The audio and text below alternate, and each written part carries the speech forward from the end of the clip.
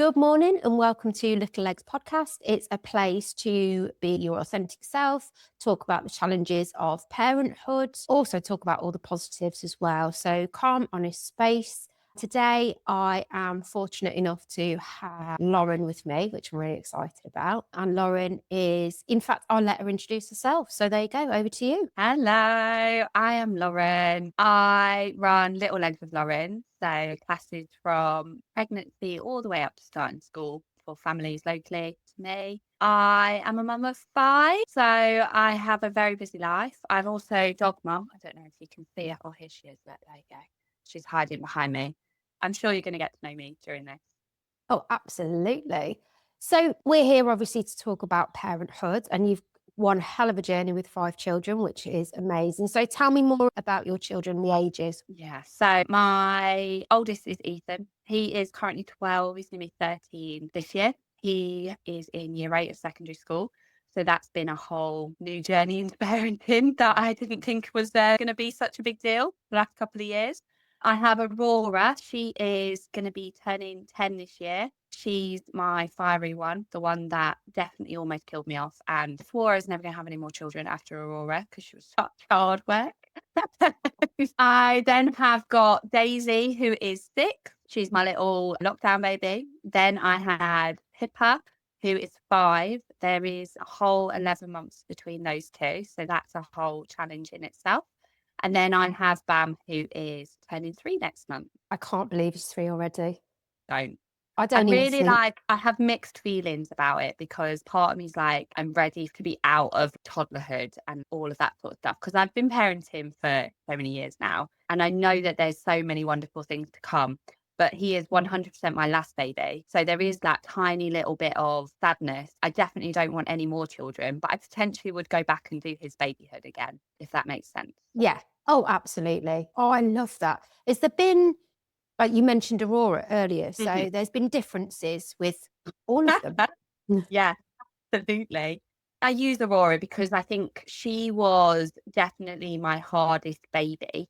And through no fault of her own, they are all different. Looking back on it, I know now, knowing all the things that I do now, that she 100% had colic, but nobody ever said that to me. Nobody helped me. That girl cried 24/7 for the first 6 months of her life. Sometimes I wonder, is that me remembering it wrong? But it's not, because all those people that were around me, excluding my partner, because he can't remember it apparently. She was a golden child. Everyone else around me knows and says to me, she cried all the time, like all the time. My friends were putting crisis meetings on behind my back. They thought I was going to go crazy, which I did a little bit. But yeah, she was, through no fault of her own, just lack of support, I think, for me.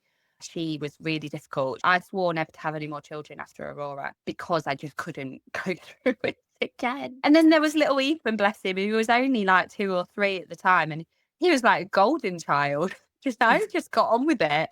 And then I had this screaming, fiery redhead that just, took up all of my energy and all of my time and all my emotions.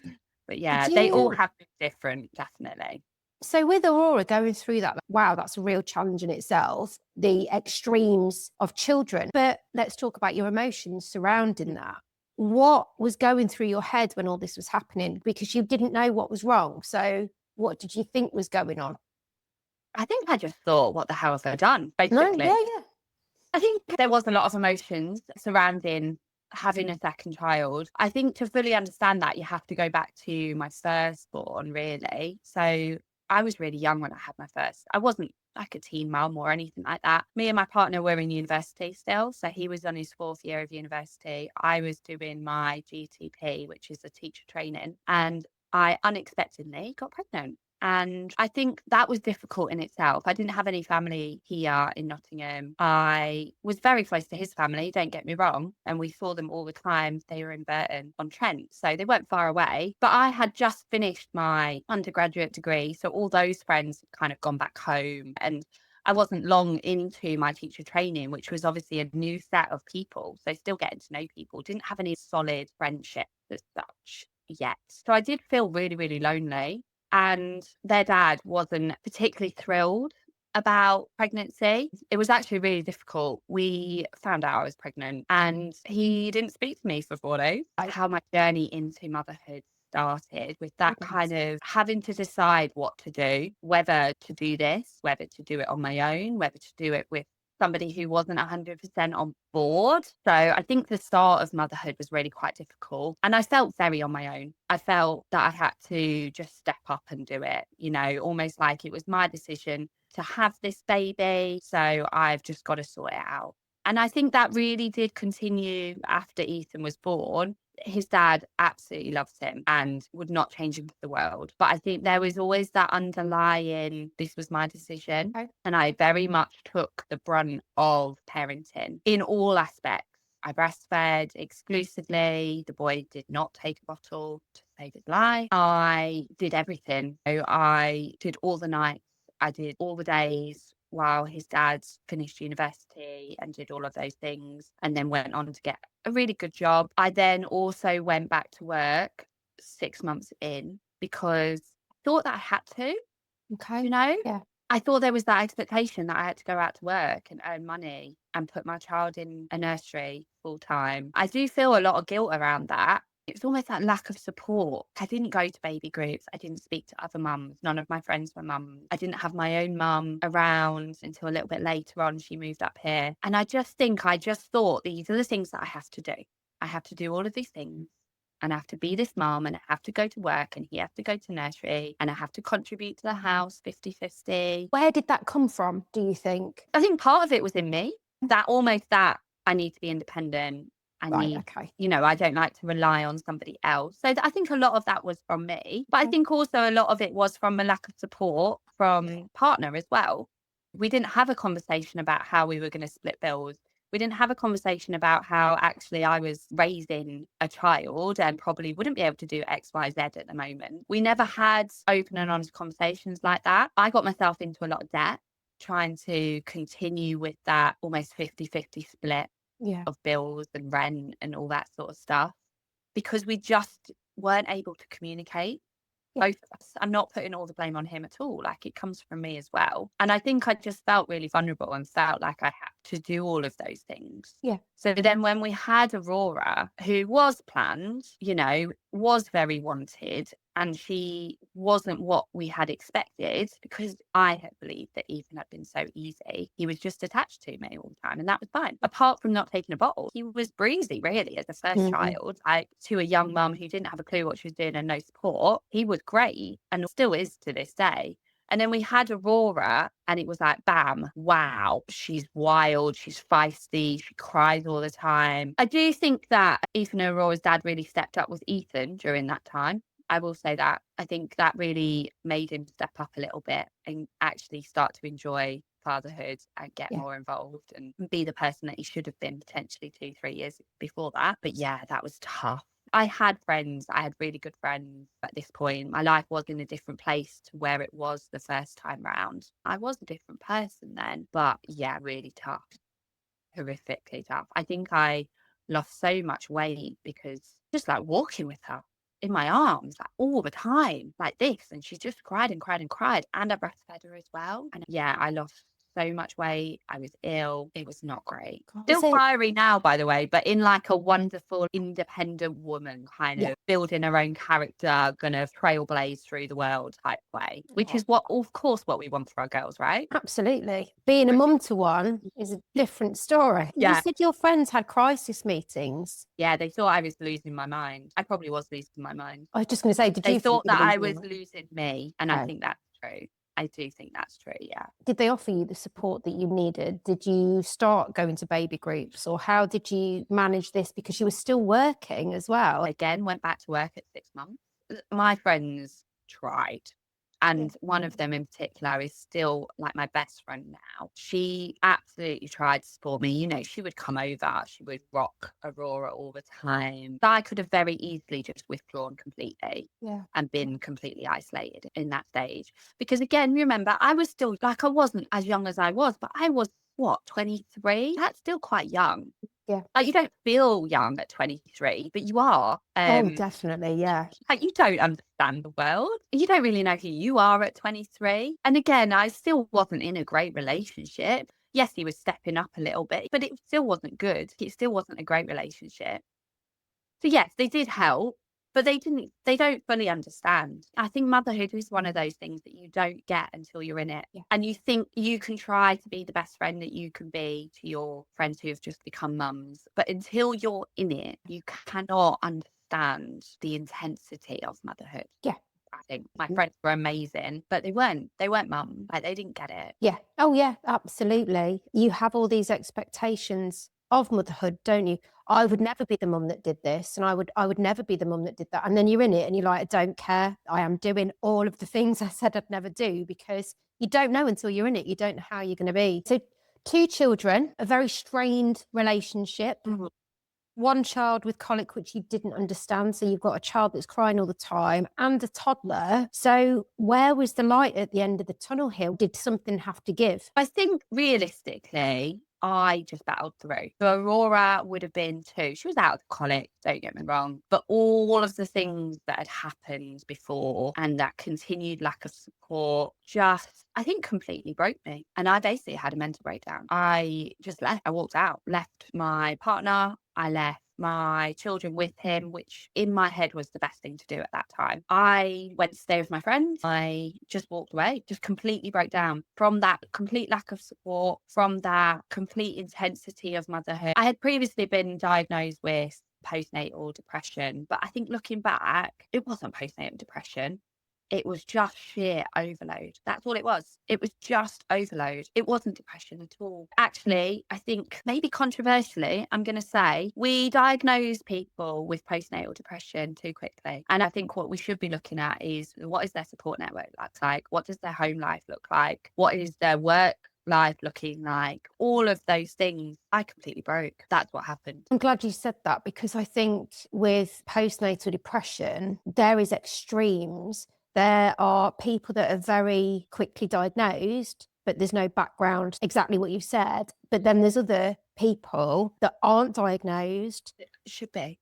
and that should be. Mental health will always be a really difficult one. I Yeah. had a mental health break, Yeah. but I wouldn't say it was postnatal depression. I think it was just doing too much on my own for too long. Your nervous system just stopped. Just completely shut down. Yeah. Completely. And I think I'm still living with the repercussions of that, really. In what way? I think that there's that guilt and like almost regret for walking away.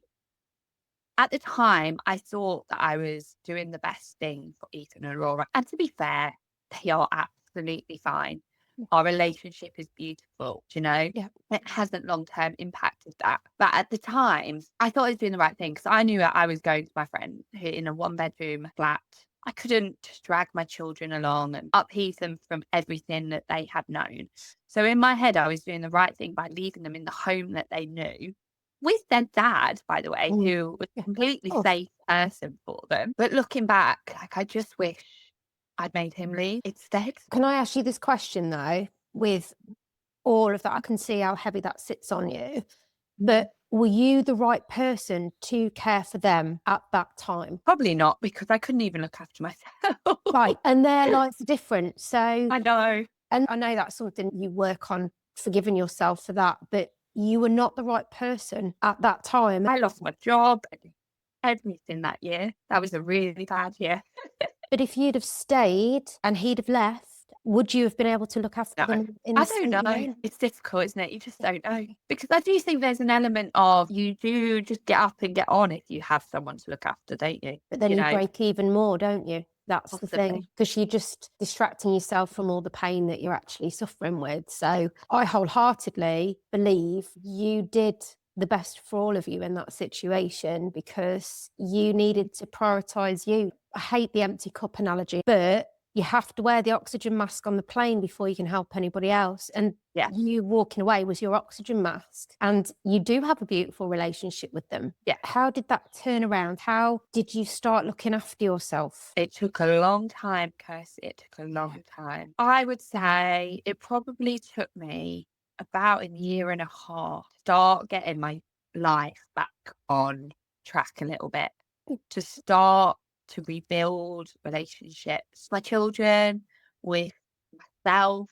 Yeah. You know, I was definitely self-destructive for about a year. I did some stupid things. I didn't look after myself. I was putting myself in harm's way quite a lot. Yeah, it definitely took, I would say, about a year and a half to even start climbing back out of that hole. Definitely. When did you ask for help? When did you know you needed help? I never asked for help. Never was on any medication during that period, or I never did. So what was the turning point?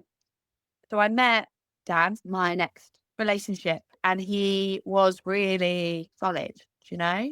He didn't fix me, but he just gave me like a safe place to start figuring out who I was and start figuring out what I wanted my life to look like and all of that sort of stuff. I never went out looking for a relationship. That wasn't what I was doing. But he just became like just a safe space. Who did you want to be? Oh, I don't know.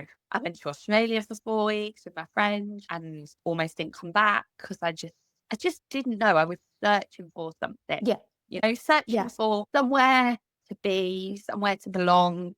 Honestly, I didn't know what I was looking for. I just didn't know. And that's when we had Daisy. So still at that point, I don't think I really truly know who I was, but I was definitely in a better place than before. Yeah. For sure. We had Daisy 3 weeks before lockdown. So we were very fortunate to have a very normal birth. We talk about lockdown babies and the absolute trauma that some parents went through during that time giving birth and maternity services. I was very lucky. It was 3 weeks before lockdown. And then we went into lockdown when she was 3 weeks old. And it was the best thing in the world, because I got space to breathe and just enjoy early motherhood for Daisy. Genuinely the best thing in the world. I went for walks every day.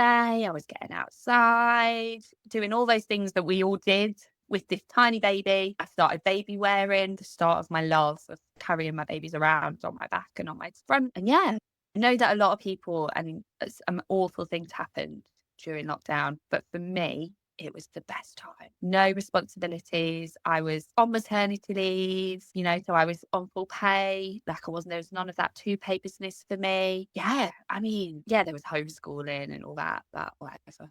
It's fine. Yeah, I just had the best time. And I just feel like lockdown for me in that postpartum part of Daisy's life just took away all the external pressures. And it sounds awful, doesn't it? But even just external family, you couldn't see anyone. It doesn't sound awful. Like, they couldn't see anyone. No one could bother me. It was just me and Daisy. Dan was still going to work. The kids were coming up half the week and doing their school. Like, it was great. It was absolutely wonderful. And I just got to focus on her. I felt like a good mum. I know. And how does this? Why do you always make people cry, Kirstie? Sorry, I'll keep crying on camera, man. No, I think it's because I allow you to kind of speak because I'm the biggest chatterbox, and I think it just sets you off kilter with me being quiet and listening. I felt like a good mum. I felt like I was in tune with her. I felt like I had the space in my head to really get to know her as a person, as a baby. I also bottle fed, and oh gosh, I know there's a big argument for breast and bottle feeding, but for me personally, my mental health was so much better not breastfeeding because it just took the weight off.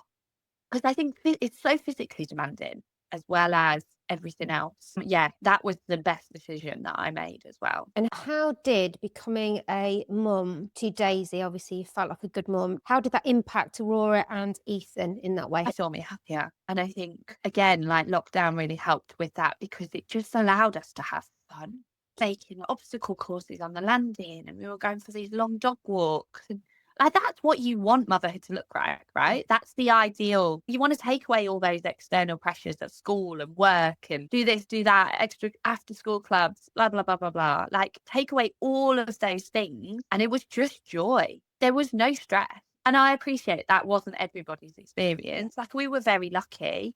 There was no financial pressure. Dan was still out working because he worked outside. I was on maternity leave. There was no, God, we're going to lose our house, which I know that some people went through. I appreciate that. I know that I was really lucky, but there was just joy. There was only fun. Just enjoyed my children. And I feel like that possibly is the first time that I ever did that. I love that. I love that. I feel the same way as you do about Yeah. lockdown. Very lucky in the sense that Andy carried on working, Yeah. and I had a lot of anxiety when I had Amy, and definitely had postnatal depression with Daniel. I got my maternity leave during COVID. I mean, I had COVID. I was so ill, but no, it was joy. There was joy, wasn't There there? was sunshine, there was Just joy, there was togetherness, there was the quality time. the external Honestly. noise, and I got to be with my children in the best possible way without all the hormones going on and the overstimulation. And so I do get that. And that is very interesting for me to say, considering how poorly I was. But even during the poorly, I remember joy, a lot of that, because I could be ill as well. I could be ill. You don't have time to be ill, Kirstie, normally. Exactly. And I did. And I think, yeah, it's crazy, isn't it? So there's 11 months between Daisy and Pippa. Obviously, I know how that happened, but how did that happen? Yeah, I've got to tell you the joke that everyone always tells me. You're not got to tell me. So obviously I was on a high, wasn't I? You know, I just had baby number 3, felt in a muck that place. Lockdown, I had all the joy, I had all the time, there was no pressure. And I knew that I wanted to have another child with Dan. I knew that. And in my head, I wanted to do that relatively soon because I had plans. You know, I had plans to become a midwife and I didn't want to start a university degree and then get pregnant. So I was like, right, let's finish the family and then I can train to be a midwife was always my plan. That's where I saw my life kind of heading at that point. So I just didn't go back onto conception basically because I knew that we were going to have another child, but then got pregnant really fast.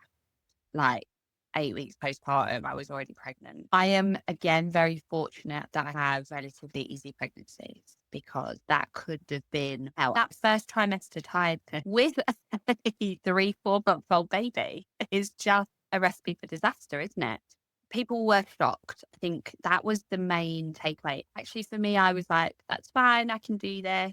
It was actually other people's reactions that were like, yeah, quite hard. People will always have something to say about children that close together. And my family were good. I think at this point, nothing could shock them, really. Like I'd been through so much already. Yeah. Particularly my mom had been the absolute devastation that my mental breakdown left. So she was fine. I mean, she was like, okay, you're going to need a lot of help, but we're going to do this. So did that pregnancy, obviously through lockdown. Pippa was born. It was difficult. I can't talk about that time in the same joy that Daisy's early months were because the bottom line was I had an under 1-year-old when Pippa was born. And I mean, they're so very needy, aren't they, when they're 1? So needy. She was walking, but not walking like down the street, walking. Yeah. So, yeah, it was all a little bit of a blur. No one really slept. It was really, tough. Wonderful.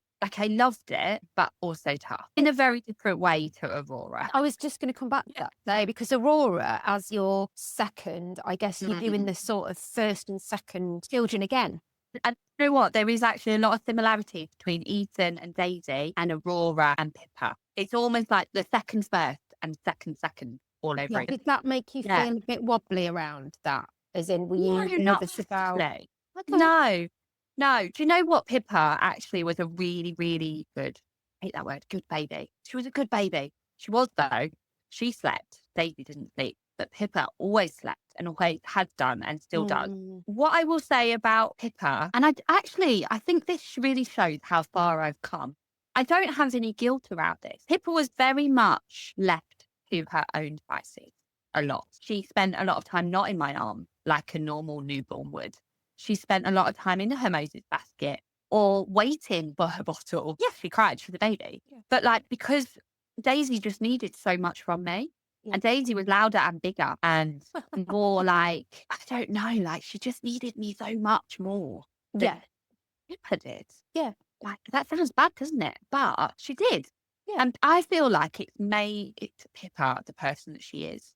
So resilient. She is so hardcore. She's the most settled of all of my children, through the first 5 years of their life anyway.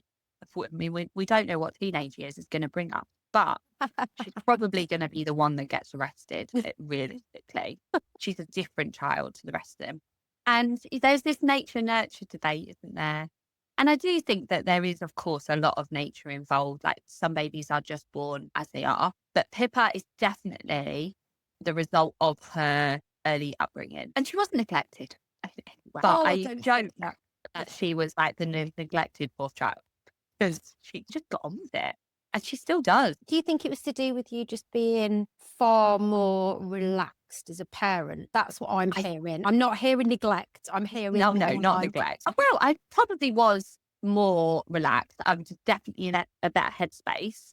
I just didn't have the capacity to do anything other than that. Yeah. I did also start the business, didn't I? So I started the business when I had Pips. But I also had my business baby as well as all of that. I'm very aware. So I think I got in touch with you when she was 3 days old Yeah. to start Little Leg. Because I think maybe at that point I thought, I'm superhuman. I've got 4 children. I've got 2 babies under a year old. Blah, blah, blah, blah. I'm amazing. It definitely did take its toll. And people ask me a lot about what was it like having 2 children so close together. Because a lot of my customers are having kids close together. Not that close, but no, we're talking 14 months, 16 months, a year and a half age gaps, like short age gaps. I always say it was hell.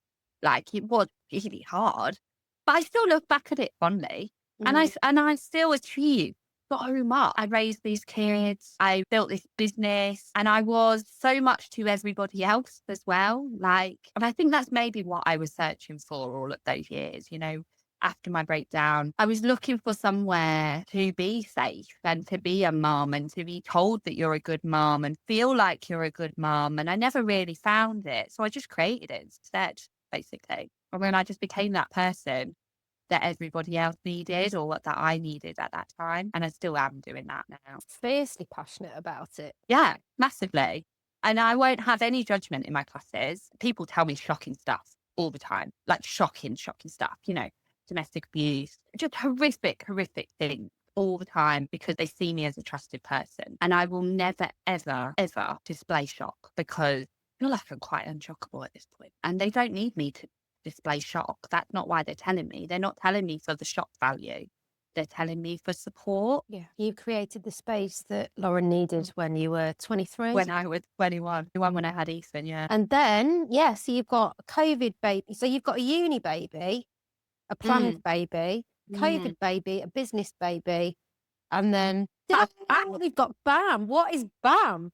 BAM baby. Well, before BAM came 2 miscarriages, actually. I don't know why we ended up going for a third. Well, I tell you the joke that why we went for a third. We were always going to have Pippa because we always felt that Daisy needed someone there when the big 2 were with their dad. Always. So we were always going to have Pip. And then Daisy and Pips were just happening. They still are. You just think they were twins, the way that they play and interact with each other. We went for a third because, well, me and Dan went for a third, obviously my 5th, his 3rd, because we were like, should we just do one up on the kid's dad and just have another? That's a joke. But yeah, I went for a third. I can't really remember. I'm still on that high of, actually, I can do this. I can do all of these things. And also I'm around newborns and pregnancy all of the time. And I think there was always that pull that I wanted to do that again. And if I was to do it again, I'd do it even better. You know, practice makes perfect. Knowledge is power, all of those things. But yeah, we went for a third. We had 2 early losses, which completely devastated me because to that point, pregnancy was actually something I was really good at. I didn't get sick. I was active. I went through all of those previous pregnancies easy. With the exclusion of Ethan, all my births were pretty straightforward. I was good at it. And then suddenly I wasn't good at it anymore. And that really rocked me. That really, really rocked me. It rocked who I thought I was. It rocked my trust and faith in my body. It rocked everything that to that point I had built over the last few years. And we went through it again as well. So we had 2. We always said that this last go would be the last, because I knew that mentally I could not take another loss. If we'd had a third loss, that would be it for me. Absolutely not. I can't do it again. We went for it again and we got Bam. And he is called Bam because he literally came into my life with the ban. He 100% completed our family. 100%. I have no pull for any more children after him. No pull to be pregnant. Even being surrounded by pregnant people and newborns all the time, there is not an ounce in me. And I don't think everyone gets that. Oh, I was going to mention that. So I had Amy and I was Yeah. done, absolutely done. I'm an only child and I don't know what this was. At 16, that was it. I'd got in my head, I'm going to have a girl. I hadn't planned to with or anything like that, by the way. I just had this Some people do it on their own feeling. and they're literally amazing, by the way. Yeah, Like exactly. And I hadn't like, solo IVF and all of that sort of stuff like that just blows my mind out. It's a whole separate conversation amazing. we can't have today. But like insane. Amazing. Exactly. That was just what I assumed. I would have a girl, be an only Mm. child like me. And that was that, really. So when I had Amy, everyone assumed I was having a boy and I knew it was a girl. And then I got my girl and oh my goodness, I was like, yep, I'm complete. I don't want any more. This was the plan. And literally, she was 16 months old. And I remember it because Andy, my other half, just looked at me and went, what? We're at Butlins. She was having a little dance, sit on my lap, have a little dance, sit on my lap. And I just looked at him and went, I think she'd be so much more confident with a sibling. I think we should try for another baby. And he was honestly, his jaw hit the floor and went, you want? And I was like, yeah. And he was like, what? And I was like, this was the December, honestly. And I said, right, we'll He try. thought he was done. He thought he'd done his piece. That was I it. was like, yeah. Well, he got quite excited, obviously, at this point, because I went, we'll try in January. Yes. And I said, but if it doesn't, that was it. It was like, right, if it doesn't happen in January, I know we're meant to just have one. And he was like, fair enough. Anyway, I was pregnant by January. I don't think I'd really wrap my head around whether I actually did want another one or not, because that was never the plan. And it kind of came out of nowhere. But we had Daniel, but I remember when he was born and that, yeah, I am completely done. But Yes, I've done. obviously working with so many mums, you can tell the ones that are not done. Some people are just done. And that's the thing. I thought I was, and then suddenly I wasn't. And I remember my friend had 2, and I thought, she'll have a 3rd. And she did. There's that sense, isn't it, around some people are complete. And so like you, I'm done with the pregnancy, done with everything else. And then just like yourself, give my love to all the kind of new families that need that Live love, vicariously through them. Absolutely. Yeah. I know you had a really difficult time with your miscarriages. Mm. And for you, because obviously you've been through a lot, and initially you didn't reach out for help. But I know that when you went through your miscarriages, you did. And what made you reach out for help then? Don't know, Kirstie. Do you know what? Maybe the fact that all of those amazing mums that I've met over the past couple of years, and lots of them have told me their stories and reached out for help through me or in different ways. And I just think maybe they just gave me that confidence to be able to stop being a bloody martyr, really, and just actually get some support, because you don't have to do everything on your own. You know, there are people out there that will help you. There are services out there that will help you. I think that as women and as mums, we've got to do it ourselves, but we absolutely don't. But even if it is just a really good friend or your own mum or whoever it is, like, it doesn't really matter who it is. It just has to be someone, because we can't hold it all.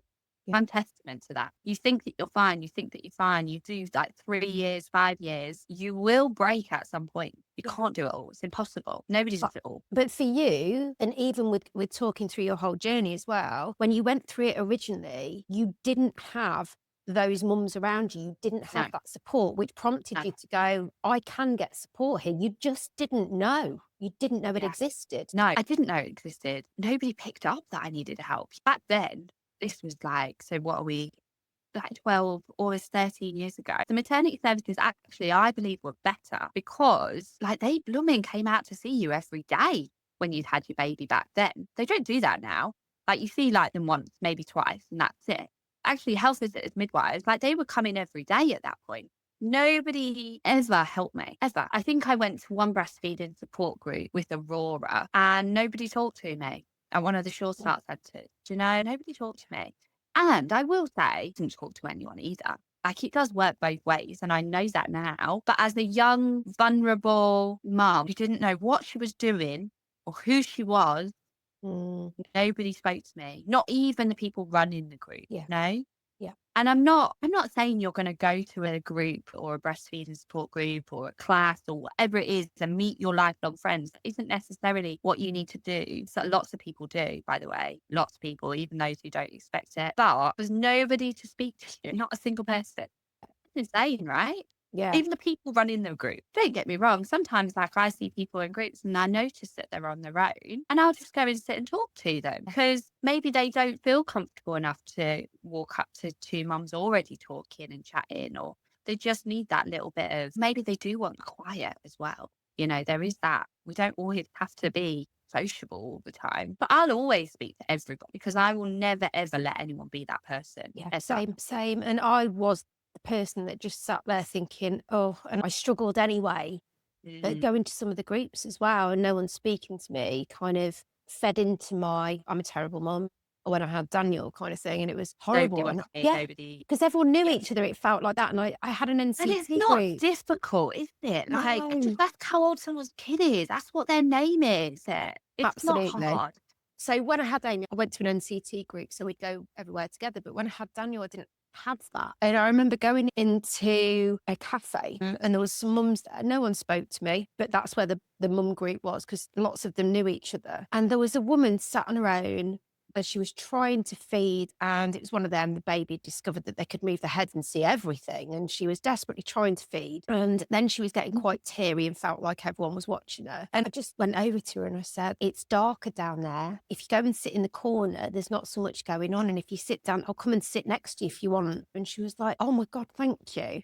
And all I did was sat there. She didn't need me to speak to her, but she No. just wanted that. And then the muslin cloth draped over the baby's head. And then her little girl fed. And then afterwards, she said, you've been so kind. And all I did was say, it's darker down there, and sat next to her. We didn't even speak. But it doesn't take a lot, does it? If someone just stops you in the street and says, oh, you're doing a really good job, or where's your trousers from? It doesn't have to be big things. I think I'm very much one of those people that will just say the positive things to strangers in the street because it could just make their day. Like, I don't mind looking like the strange one if it brightens someone's day. Do you know what I mean? I went to see one of my friends just briefly this morning, and she gave me a hug and went, oh my goodness, You smell like a good. 5-star hotel. And I was Best like, compliment in the world, isn't I it? When smell you amazing. smell good.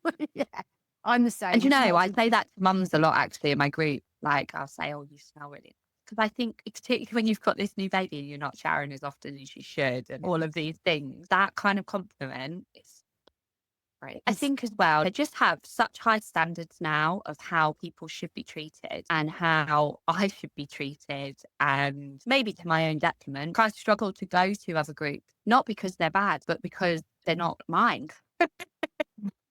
I just have this almost like impossible standard of what I want my life to look like and how I should treat people and how people should treat me and how people should treat my children and how my children should treat others and all of those things now. They don't put up with bullshit anymore. And I think from my early experiences of motherhood and that first relationship with the big kids' dads, I put up with too much for too long. and it broke you. I won't do it again.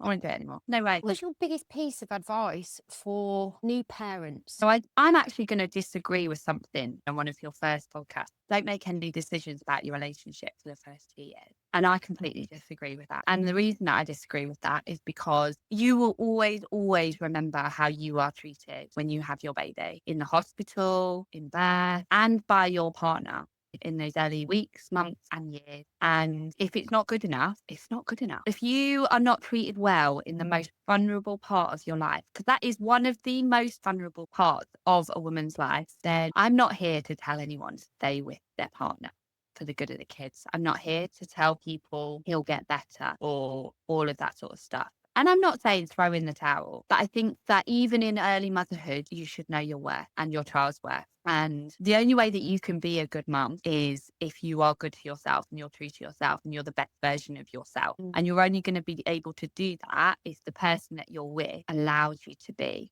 and gives you that space to be that person and that support to be that person. Equally, coming back to what said, she's talking about the middle of the night swearing at each other, calling each other. Yeah, you have to have a rule where, like, what you say between 10 and 2 a.m. Definitely is wrote off completely. But I think looking at it deeper, how they treat you in those Yeah. early, never ever forgive So, them if they are not good enough. I don't actually remember a lot of Ethan's early weeks and months. And I think that probably is a trauma response, realistically. I had a very traumatic birth, which we won't go into today, but I think that played a part into it as well. And I remember going for a shower, basic human need, and Ethan was crying, and I've had shampoo in my hair, and his dad brought him into me because he couldn't look after him for not even 10 minutes. Probably the quickest shower of my life. He couldn't even deal with that while I washed myself. Not a long everything shower, just basic washing myself. And I always remember that part. And that's really sad. That's one of the very few memories I have of that time. I It think says that a lot. cemented that relationship for you as well at that time, because that was Says a lot, just doesn't that, it? yeah.